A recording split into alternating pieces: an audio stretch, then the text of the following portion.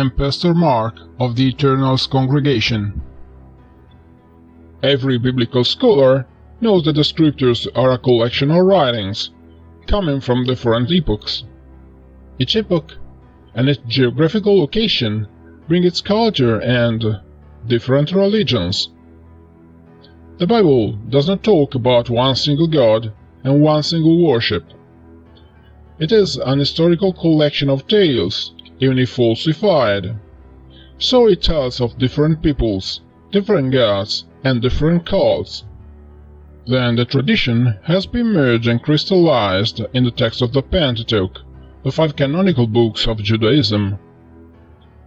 Moses appears in the narration starting from the 2nd book, Exodus. He is present up to the 5th book, Deuteronomy, constituting the de facto leader of Hebraism. Hypothetically then, the Pentateuch may have been produced during or shortly after his supposed death in Moab.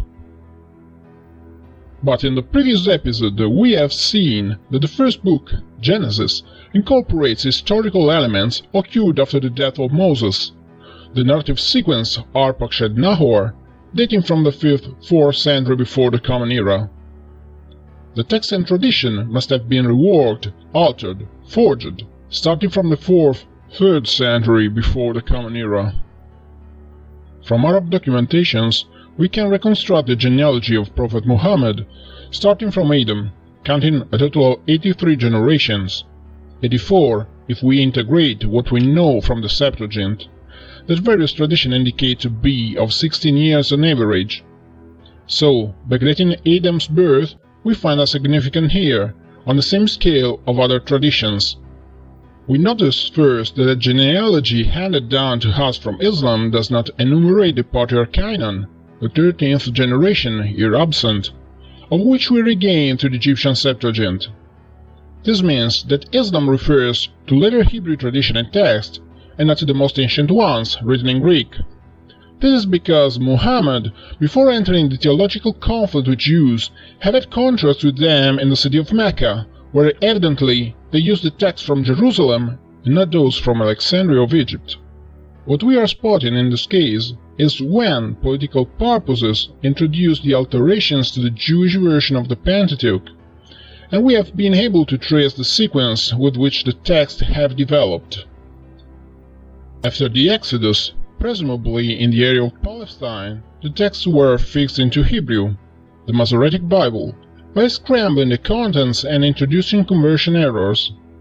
The Samaritans, the guardian of the faith, detected the alteration imposed by the political religious Jewish power and did their best to amend the corrupted version, restoring the text as much as possible.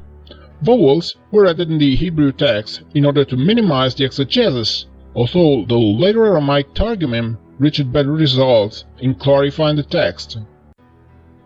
Various contents from the Septuagint were restored, constituting the 30% of the differences between the Masoretic and the Samaritan version, and elements from previously discarded sources were reintroduced into the canon. Then, there will be serious frictions between Samaritans and Masoretes during the Roman occupation of Palestine, in particular during the conflict of the year 135. Around 920 before the Common Era, Shoshenq I invades the Kingdom of Israel with a huge army.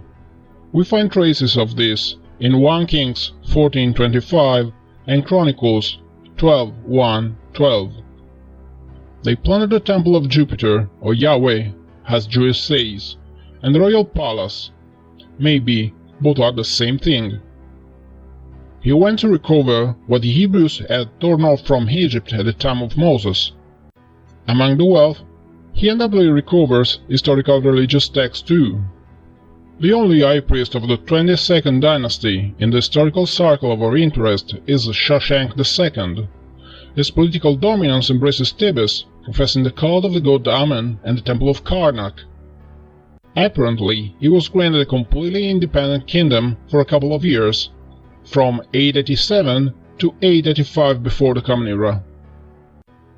A young self-centered individual, who is granted every power in its own little personal kingdom, seems to represent the ideal figure to promote a new fideistic cult. The funerary inscription of his funeral vestment state him as the great chief of the Ma, the Libyan Berbers, known in Egypt as Meshwesh, originally from Cyrenaica, Libya, considered excellent fighters. He died of the infection as a consequence of a severe head injury. The cult of Amen is introduced from the support given to Israel in the Battle of Karkar in 853 before the Common Era. The incorporation of the Amen cult into Jewish religion, that was still in its polytheistic phase, as a form of gratitude to the allies, can therefore most likely be resolved within that time when the main frame of the Pentateuch was structured. In the next episode, we will see how the Sacred Pentateuch turns into a pure political book. If you want to know more, subscribe to the Eternals Congregation channel and stay tuned for news. If you want to investigate the matter further, buy the book Dawn of the Gods, The Untold Timeline of Genesis on Amazon and in bookstores. Read it and discuss of it in your congregation or church. Thank you for listening.